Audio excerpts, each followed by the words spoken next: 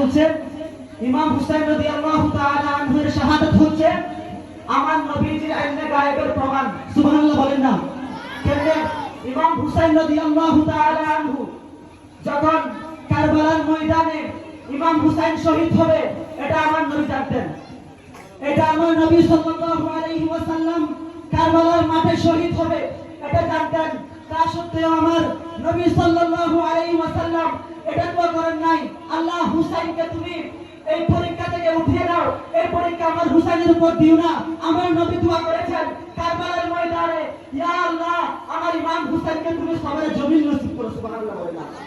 এই জন্য আমাদেরকে শিক্ষা নিতে হবে। আল্লাহ বলছেন ইয়া আইয়ুহাল্লাযীনা আমানুস্তাঈনু বিস-সাবরি ওয়াস-সালাহ। আল্লাহ বলছেন পবিত্র কোরআনে আল্লাহ রাব্বুল আলামিন সবর এবং নামাজের মাধ্যমে ধৈর্য ধারণ করার জন্য আল্লাহ বলেছেন। এরপর আল্লাহ বলেছেন ইন্নাল্লাহা মা'আস-সাবিরিন।